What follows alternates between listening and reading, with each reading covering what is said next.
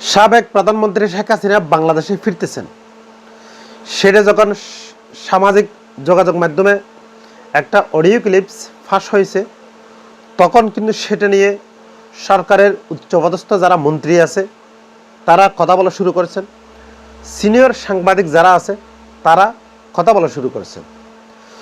স্বরাষ্ট্রমন্ত্রীর যেখানে statement reply করছেন এবং তথ্য উপদেষ্টা ডক্টর জাহিদুর রহমানও একই ভাষায় কথা বলেছেন, অন্যদিকে সিনিয়র সাংবাদিক যারা আছে তারাও কথা বলার চেষ্টা করতেছেন। উনি যখন আসার একটা ঘোষণা দিয়েছেন, এখন সবাই ভাবতেছেন, সবাই চিন্তা করতেছেন, সবাই বুঝার চেষ্টা করতেছেন উনি কিভাবে ফিরবেন। উনি কি রাজকীয়ভাবে ফিরবেন, নাকি স্বাভাবিক বিমানের ফ্লাইটে করে ফিরবেন, নাকি দল বল বহর নিয়েই একসাথে একটা ফ্লাইটে করে ফিরবেন। যদি ফিরে তাকে কি জেলে যেতে হবে, নাকি গৃহবন্দী হতে হবে। আর যদি তিনি ফিরেন, ঢাকার মধ্যে কি কোনো সংঘর্ষ হওয়ার যে লক্ষণের কথা সিনিয়র সাংবাদিক যারা বলার চেষ্টা করতেছেন, বুঝার চেষ্টা করতেছেন, সেই ঘটনাটি কি ঘটবে, নাকি অন্য কোনো উপায়ে, অথবা শেখ হাসিনাকে যেভাবে 19 বার হত্যা করার যে পরিকল্পনা করা হয়েছিল সেই কথাটা কিন্তু অডিও ক্লিপস উনি বলেছেন। যদি অডিও ক্লিপসের কথা উনি সত্য হয়, তাহলে তাকে নাকি তার বাবার মতো আবারও জীবন দিতে হচ্ছে কিনা সেটা এখন অনেক সাংবাদিকরা বিশ্লেষণ করার চেষ্টা করতেছেন, এবং যারা সিনিয়র যারা পলিটিশিয়ান আছে তারাও ব্যাপারটা বোঝার চেষ্টা করতেছেন।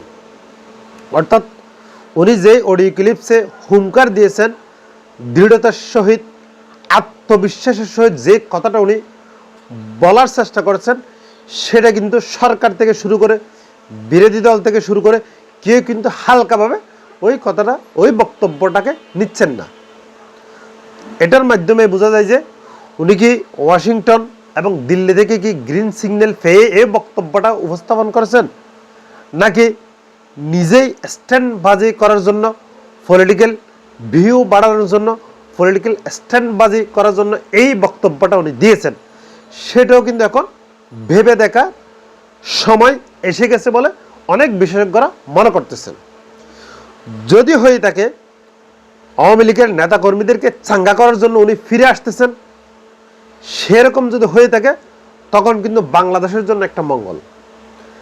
আর যদি হয়ে থাকে উনি সদলবল নিয়ে যে কোনো মূল্যে, যে কোনো উপায়ে, যে কোনোভাবেই যদি বাংলাদেশে প্রত্যাবর্তন 2.0 হয়, তখন বাংলাদেশের রাজধানী ঢাকাতে একটা প্রলয় সৃষ্টি হবে, সেই সম্ভাবনা কিন্তু অনেকেই মনে করতেছেন। আবার অনেকেই বিশ্লেষণ করার চেষ্টা করতেছেন, উনি যদি ঢাকায় ফিরে তাহলে জামাত এবং এনসিপির কোন হাল হবে। জামাত এবং এনসিপি গত 2 বছর যাবৎ যেভাবে তারা মব সৃষ্টি করেছেন, সেই মবটা কি তাদের উপর আবার ফিরে আসতেছেন, সেই ব্যাখ্যা করার অনেকেই চেষ্টা করতেছেন।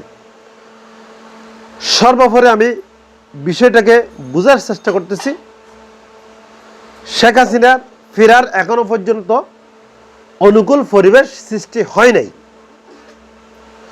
যদিও বা 3 মাস 6 মাসের মধ্যে উনি একটা আলটিমেটাম দিচ্ছেন, সেটাও কিন্তু ফেল হবে, সেটাও কিন্তু আমার মনে হচ্ছে।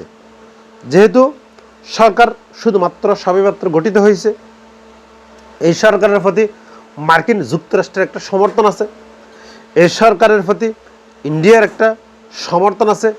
নিউট্রাল যখন শেখ হাসিনা চলে গিয়েছিল তখন তারা নিউট্রাল ছিল, সেই কারণে আমি বলতেছি এই সরকারের পতন অতি দ্রুত হবে না।